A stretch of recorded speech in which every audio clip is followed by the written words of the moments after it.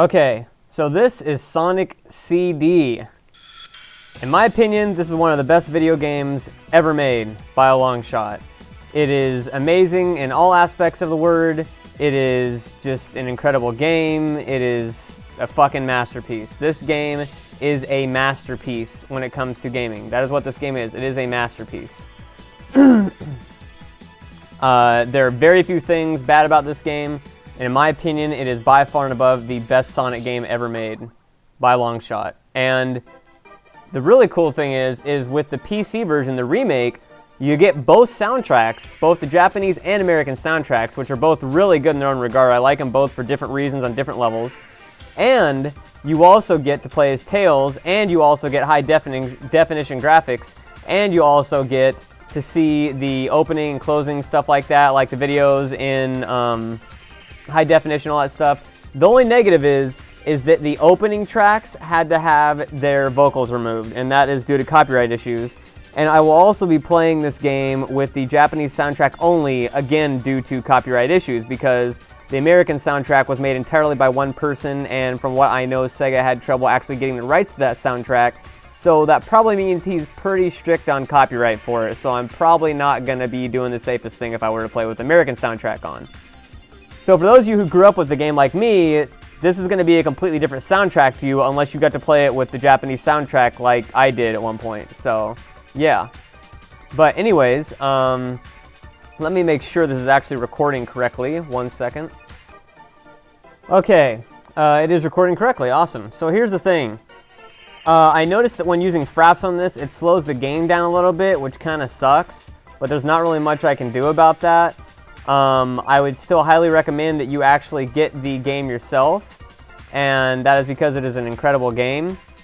And so yeah, it's very, very cheap on Steam. I think it's like 10 bucks, and it's well worth the money. If I had to pay $50 to buy this game, I would buy it, because again, it is hands down the best Sonic game ever made. The music, the graphics, the layout, the entire feel of the game is just Sonic. It is like all the like the teenagers and the kids that are growing up now and seeing all like the Sonic games that come out now that didn't get to play this game, I don't blame them for thinking Sonic sucks.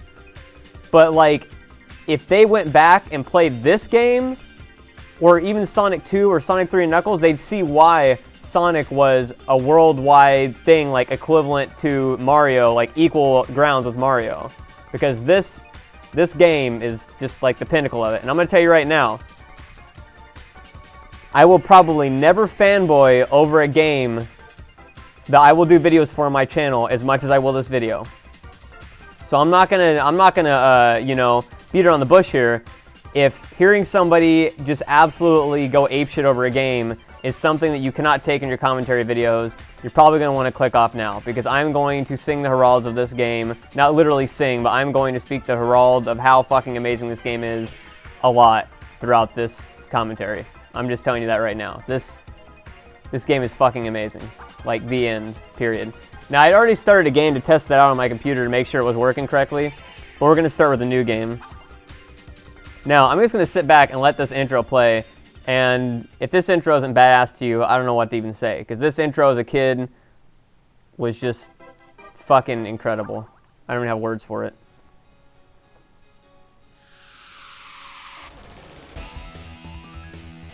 Although I will say it's a little bit more better if it's actually got the American music, because that is what I grew up on, was the American music. So while the intro actually fits the audio for the Japanese song better, like it actually synchronizes with it better, I think the American audio kind of makes it come off more badass.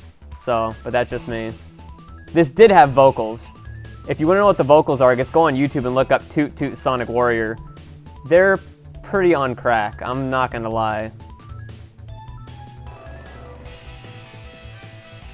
And that's coming from me, so that should tell you how nuts the song lyrics are. I mean, you gotta think though, in the 90s, you know, this is like 1992, 1993 if I remember right. If you're a kid and you went and rented the Sega CD, you know, like I did, or you bought it or something like that, and you put in Sonic CD and you press start and you see this shit. In the motherfucking 90s. I'm like 7 years old, 92. All I've been used to was like Sega Genesis graphics, which were like the pinnacle of graphics at that point. That and Super Nintendo. You see this and you're like, God damn.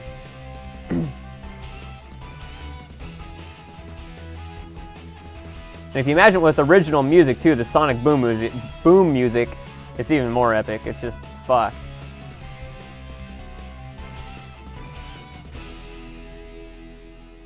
So, the storyline of this game, because it's not explained at all during that, really, the storyline is that Robotnik / Eggman has basically found this like planet in the sky, you know, that's floating around Mobius or whatever else you want to call it in the 50 different parallel timelines this series has. And he has chained it to a mountain so that he can go and gather the time stones to basically wreak havoc and be a general bad guy. The plot's a little bit, you know, more complicated than that or whatever. That's basically it. This game also introduced what was supposed to become a love interest for Sonic, which was Amy the Hedgehog. But in the American, see, here's kind of a fuck up. In the American manual, they referenced her as Princess Sally because they're trying to tie it into the comic books. But this doesn't really make any sense because they don't look anything alike, and it was just kind of like a clusterfuck there. But but the storyline is basically the same when you boil it down as all the other, you know, 16-bit era games.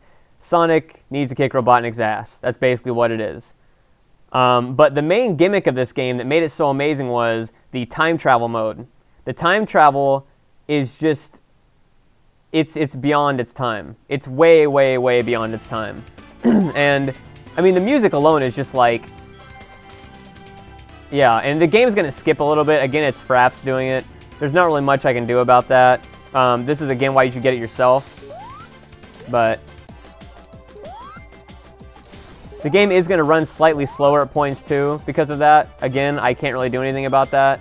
I don't have any other capture programs that work reliably on my computer. But here's the time travel mechanic. If you see these two signs, future and past here, you can go to the future or the past of the level. Now there's 4 versions of each level, except for the Zone 3, which there's only 2 of each level. Or, yeah, 2 versions for each one of the last zones. Or last levels in a zone. Last levels in a round, whatever the fuck. Anyways, there's past, present, good future, and bad future. The good future is what you get if you bust up the machines in the past, and the bad future is what you get if you don't do that. So if you go into the past here, you have to move somewhat, you have to keep a constant momentum, and then you'll go into the time travel mode. And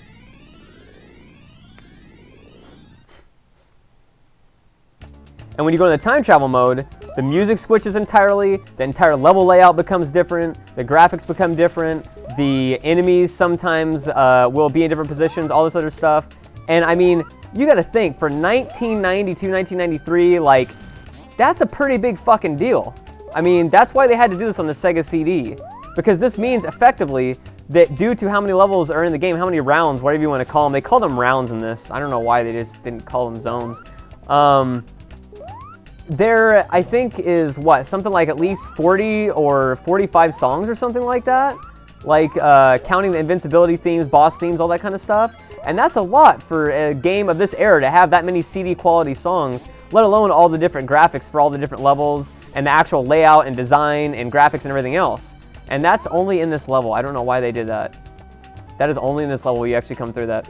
But anyways, so Metal Sonic here is one of the main antagonists of the game that Robotnik built to try and like fight you and all this stuff. And so what you need to do to get a good future is you need to fuck that machine up. And I forget where the good one is on this. No. Now the bad thing is you don't want to hit the future stuff if you don't want to go back, because sometimes you might get trapped into going too fast and you kind of get fucked up, which is bad. And I've done that many a time, and then I like eat my controller. But plus, like, I don't know, maybe it's just me, but like the general feel of the levels in this game and the artwork and the design and the music just feel like Sonic. Like, I play the new Sonic games, and outside of Sonic Generations, it doesn't really feel like Sonic. It feels like somebody just slapped Sonic in a game and just, hey, this is Sonic, deal with it, motherfuckers. Like, it doesn't feel like it at all, but this does. This feels like it is genuinely just the essence of the character, of the design, of the original thing that they wanted to do.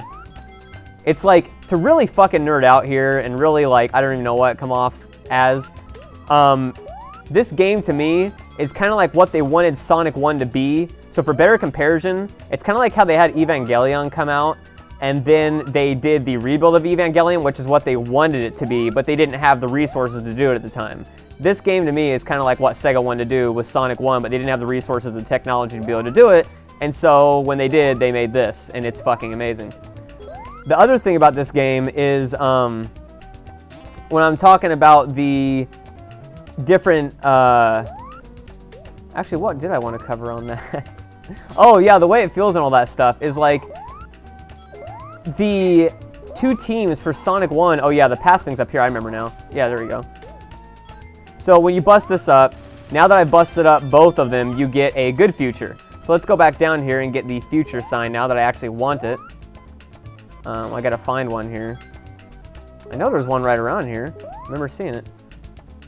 But I think like if you play Sonic 1 and you play this, you'll see what I mean. It's like that very abstract kind of feel to the levels is really what I kind of grew up on with Sonic, and so that's what made sense to me.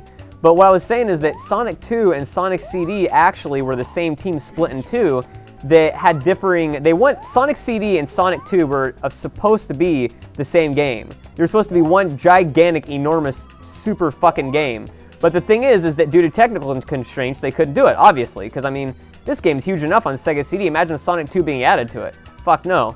So instead, they split into two different teams, and when they split into two different teams, they had, oh, that was lucky. They had two different mentalities of going about the game because Yuji Naka went to one team, and the original creator of Sonic went to another team.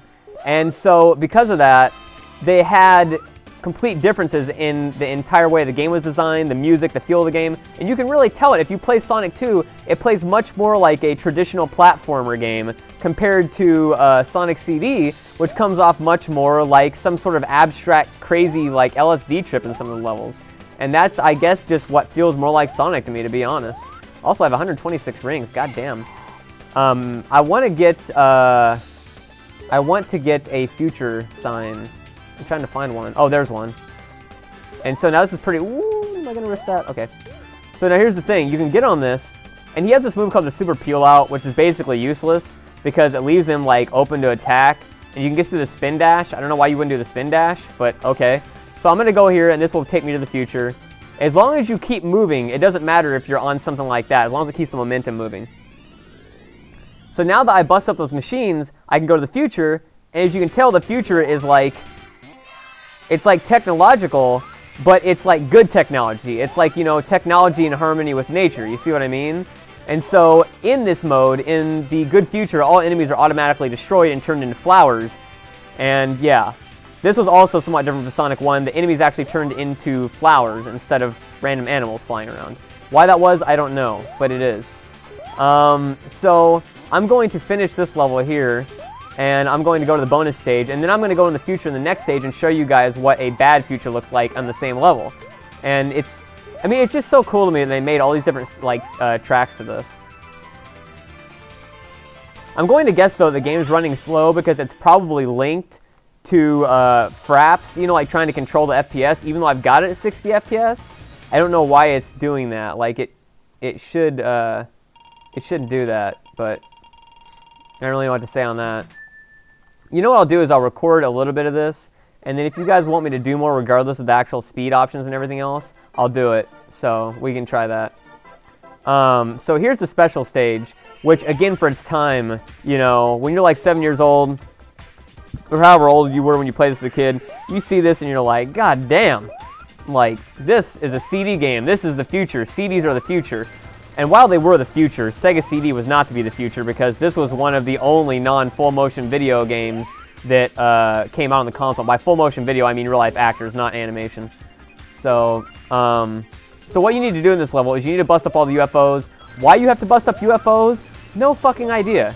Did I give a shit back in 1992? No, I don't think anybody did, because the whole purpose here is you're running around as Sonic on a big-ass 3D landscape with crazy LSD backgrounds, with music that's getting you into the fucking game, and pretty much everything's going apeshit, and you really don't give a damn at that point.